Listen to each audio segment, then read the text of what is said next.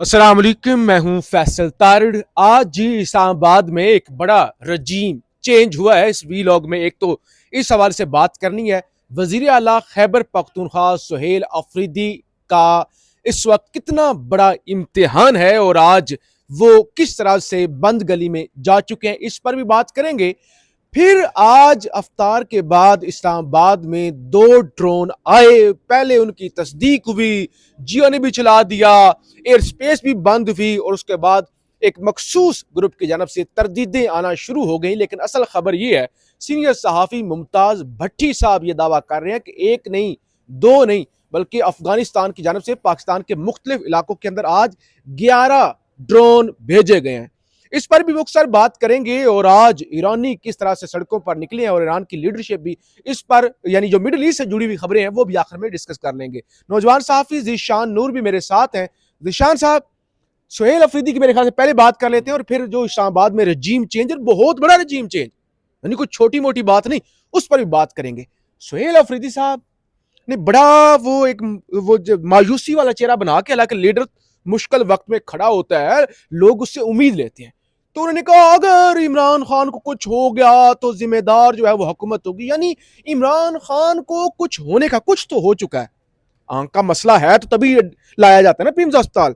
अब मजीद क्या कुछ होने का इंतजार किया जा रहा है। और फिर कह रहे थे अगर हमने कॉल दे दी संभाली नहीं जाएगी। भाई फिर ना संभाली जाए, यानी क्या, अगर हमने कॉल दे दी संभाली नहीं जाएगी। भाई आपको अगर इतना एतमाद होता ना कि संभाली नहीं जाएगी तो हो सकता है आप कॉल दे भी चुके होते। आपकी ना तो तैयारी है और ना ही इतना तिलों के अंदर अब तेल बचा हुआ है, जो सूरत पीटीआई की मौजूदा लग रही है। माजरत के साथ ये ग्राउंड रियलिटी है। जिशान साहब जरा इस पर रोशनी डाले। ये प्रेस कॉन्फ्रेंस का मैंने हालांकि उसी वक्त वीलॉग किया था, नाजरीन को बताया था, लेकिन अभी ये जो तजज़िया, अभी भी एक मुलाकात हुई है। अल्लामा राजा नासिर अब्बास साहब थे, मुस्तफा नवाज खोखर साहब थे, तहरीक तहफ़्फ़ुज़ यानी पाकिस्तान की क़यादत की, सुहेल अफरीदी, और वही कि मजम्मत करते हैं खित्ते के हालात और इमरान खान की से तशवीश। क्या कहेंगे इस पर जरा?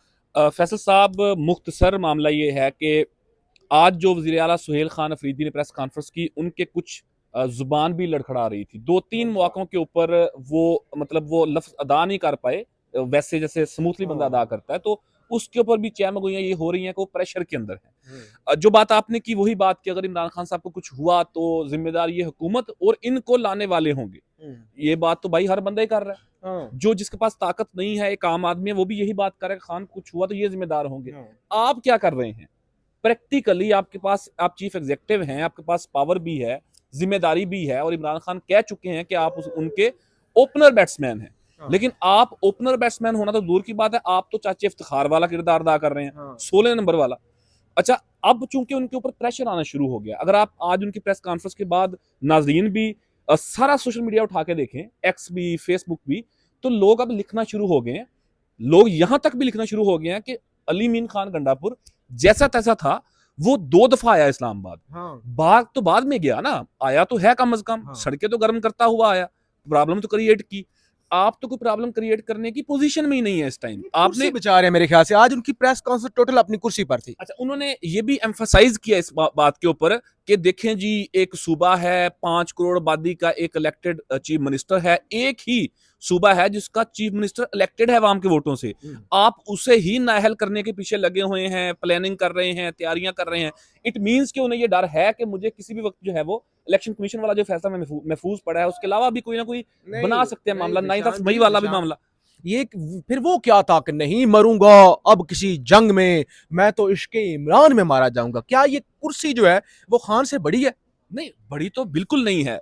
नाजरीन भी शायद ये समझ रहे होंगे कि यार ये तो हमेशा अच्छी बातें कर रहे होते हैं, आज हमें मायूस कर रहे हैं, अच्छी तो ऐसी हरकत बात तो नहीं है ना, हम तो सच्ची बात करते हैं। मामला ये है कि जो हकीकत बात है, जो ग्राउंड की बात है, जो सर्कमस्टांसेस है, इस वक्त हुकूमत को, इस निजाम को इतना सा, नाजरीन, ये नाखून जितना भी प्रॉब्लम नहीं है पीटीआई से, ना उनकी क्यादत से। उन्हें पता है कि इन तिलों में अब तेल बाकी नहीं रहा। दूसरी जो बात है वो ये है कि 2 स्टेक होल्डर हैं जो प्रॉब्लम क्रिएट कर सकते हैं। एक वजीर आला केपी हुकूमत, दूसरा दोनों अपोजिशन लीडरान और मरकजी क्यादत। ये दो ग्रुप कह लें, 2 कैंप कह लें, 2 स्टेक होल्डर कह लें, ये भी एक पेज के ऊपर नहीं है। मैं आपको ये दावे से कह सकता हूं कि ईद के फौरन बाद, फॉर एग्जाम्पल, अगर अवाम के प्रेशर के बाद चीफ मिनिस्टर कॉल दे देते हैं कि जी हम कोई सूबा बंद करने जा रहे हैं, या पूरे पाकिस्तान के अंदर बड़ा प्रोटेस्ट करने जा रहे हैं, या लॉन्ग मार्च पिशावर या स्वाबी टू वर्ड इस्लामाबाद हम जा रहे हैं डी चौक की तरफ, तो महमूद खान अजहरी तो कम से कम उनके साथ खड़े नहीं होंगे, वो उस चीज को ऑन भी नहीं करेंगे। वो बारहा ये बात कर चुके हैं कि भाई मैं इस चीज के ऊपर कायल नहीं हूं कि लोगों के बच्चे मरे, जख्मी हो, फोर्सेज और कारकुनान आमने सामने आए। सो एक बड़ा प्रेशर बिल्ड करने के हवाले से कंसेंसस ही इस वक्त नहीं है तहरीके तहफ़्फ़ुज़ ऐन पाकिस्तान की क़यादत में और चीफ मिनिस्टर में, जबकि वर्कर ये चाहता है कि अब जो भी करें आप by hook by crook Imran Khan को रिलीफ लेके दें। रिहाई तो बात बहुत पीछे रह गई ना, अब तो उनका इलाज, मुलाकातें, वो चीजें भी पीछे रह गई। बज़ाहिर आज मायूस कुन प्रेस कॉन्फ्रेंस उनकी तरफ से सामने आई जिसके ऊपर कारकुनान या पाकिस्तान के लोग खासे मुतमिन नहीं है। बहरहाल हमने तो पहले भी रिपोर्ट किया था सुहेल अफरीदी साहब, बहरहाल वो हम तो न्यूट्रल बात करते हैं। मैं तो जो भी जितनी भी कोई तनकीद करे, पसंद करे ना पसंद करे, सब्सक्राइब करे अनसब्सक्राइब करे, मुझे तो इन चीज़ों से फ़र्क नहीं पड़ता। मैं तो हमेशा वही बात करता हूँ।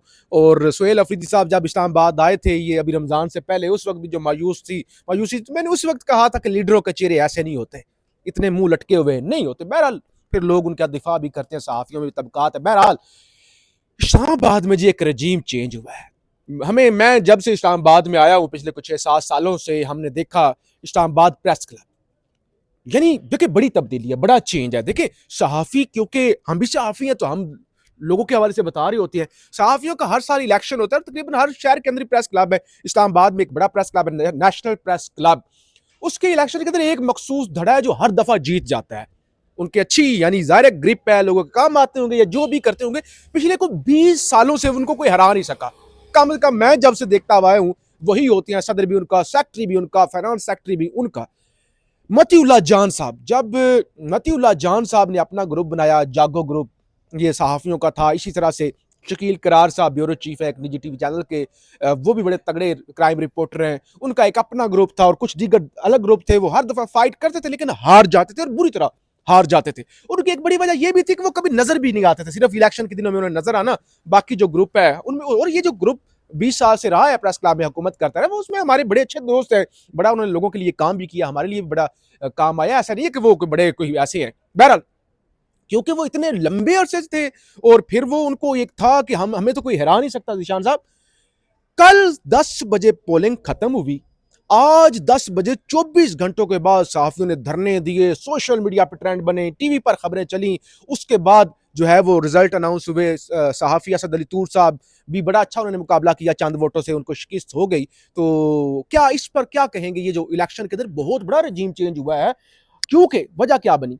नाजरीन को याद होगा इस्लामाबाद में पुलिस वाले प्रेस क्लब के अंदर घुस गए थे और उन्होंने तशद्दुद किया था। और ये जो मौजूदा क़यादत थी, ये जो आप हार गए हैं, ये कुछ नहीं कर सकते थे बेचारे।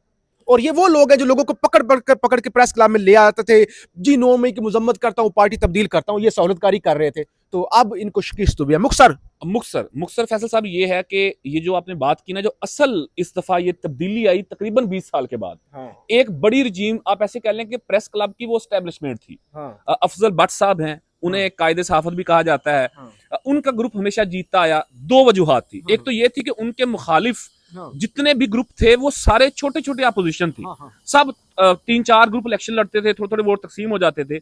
इस दफा ये हुआ कि सिर्फ 2 ग्रुप मद्दे मुकाबिल थे। वो तमाम अपोजिशन जो है वो एक पेज के ऊपर आ गई, तमाम मुखालफीन इकट्ठे हो गए और 2 लोगों का मुकाबला हुआ, बिल आखिर वो इलेक्शन जीत गए। दूसरा जो आपने जिक्र कर दिया, जो प्रेस क्लब के अंदर पुलिस दाखिल हुई, एक साफी के ऊपर तशद्दुद हुआ, उसके बावजूद भी कुछ नहीं कर सके ये। और वैसे भी ये तासुर ये था कि ये हुकूमत की एस्टैब्लिशमेंट की बी टीम है और उसके बहुत सारे जो सीरीज ऑफ इवेंट है वो सामने आते रहे ना, उसके बाद ये साबित हो गया। 2005-6 के अंदर मुशर्रफ दौर के अंदर कराची प्रेस क्लब के अंदर भी पुलिस इस तरीके से दाखिल हुई थी। उसके बाद इतना रिटेलिएट उनका आया था कि उसके बाद ये तय हो गया था कि किसी भी प्रेस क्लब के अंदर पुलिस दाखिल नहीं होगी। इवन अगर मैं वांटेड हूं पुलिस को किसी क्राइम के अंदर, मैं सहाफियों में प्रेस क्लब के अंदर हूं, मुझे उन्होंने अरेस्ट करना है तो मुझे डायरेक्ट अरेस्ट नहीं कर सकते। वो वहां के जो स्टेक होल्डर हैं, जो तंजीम है, उनसे बात करेंगे, मुझे फिर उनके हवाले करेंगे। ये चीजें तय हुई थी। तो ये जो पुलिस ने प्रेस क्लब के अंदर घुस के लोगों को मारा था, इनको सहाफियों को, नाजरीन जानते हैं। उसके बाद भी एक बड़ा बदजनी पैदा हो गई थी नौजवान रिपोर्टर्स को, जो फील्ड के रिपोर्टर्स हैं, कि भाई अब हमने इनके साथ नहीं चलना, हम अपनी कुछ चॉइस नहीं लेके आएंगे। तो ये 2 बड़ी वजूहात थी जो एक बड़ी रजीम तब्दील हुई। अच्छा, इसमें नाजरीन को ये बता दें, नाजरीन कह रहे होंगे कि क्या हमने प्रेस क्लब को डिस्कस करना शुरू कर दिया। इसमें इमरान खान का किरदार है, इमरान खान का। ये नहीं कि मतीउल्लाह जान को इमरान खान के फैन है, उनकी चलो एक अपनी स्ट्रगल है। मसला ये हुआ कि इमरान खान को दीवार के चुनने के चक्कर में सहाफियों को नौकरी से निकाला गया, सहाफियों को जख्मी किया गया, सहाफी मुल्क छोड़ गए, सहाफियों के साथ बहुत कुछ हो गया ना, बहुत कुछ हो गया, आपको पता है पाकिस्तान के अंदर। और फिर प्रेस क्लब से उम्मीदें होती हैं कि ये कुछ करेंगे, और पीका आ गया। तो ये जो क्यादत थी, ये सारा कुछ ये फंड लेने के चक्कर में तो थे, अपने अपने जो एक तरीका वारदात होती है, क्योंकि वर्किंग जर्नलिस्ट और तरह के होते हैं और इस तरह के जो रवायती होते हैं ना, ये जरा और अपने काम पैसा शैसा जो भी है पता है उनको, तो फिर वो तहफ़्फ़ुज़ नहीं किसी का कर सके, इस वजह से। यानी इसमें खान का भी बड़ा किरदार है इस जो है रजीम चेंज के अंदर। बहरहाल ईरान ये के ऊपर आए जी। ईरान के अंदर बहुत लंबा वीलॉग ऑलरेडी हो चुका है। आज ईरानी सदर मसूद पज़ेश्कियान खुद निकले, ईरान के वज़ीर ख़ारजा खुद निकले, यानी कोई 20 से 25 लिस्ट है मेरे पास ना वज़रा की। अब वीलॉग क्योंकि लंबा हो रहा है तो इसलिए नहीं आपके सामने रख सकते। वो खुद निकले, इवन मसूद पज़ेश्कियान हालते जंग में इतने बड़े मुल्क के सदर मोटरसाइकिल पर निकले हैं, यहाँ निकल सकता है कोई? और दूसरे नंबर पे ये ड्रोन अटैक हुआ है, और मुमताज भट्टी साहब ने बताया कि 11 करीब कोई ड्रोन आए थे, तो ईरान अफगानियों ने बाकायदा वीडियो जारी कर दिया और उन्होंने तस्लीम कर लिया। हमारे यहाँ लोग छुपा रहे थे जी, कुछ नहीं हुआ, कुछ नहीं हुआ, कुछ नहीं हुआ, हालांकि वीडियोस आ गए, कुछ नहीं हुआ। अब ईरानियों ने जो अफगानियों ने वीडियो जो है वो जारी कर दिया कि भाई बहुत कुछ हुआ है, और ये सब कुछ जाहिर है जो है ना, हमने ही ड्रोन अटैक किया और उसकी वीडियो। बहरहाल अगले किसी व्लॉग में तफसील से ये सारी चीजें आपके सामने रखेंगे। फीडबैक जरूर दीजिएगा। पाकिस्तान जिंदाबाद।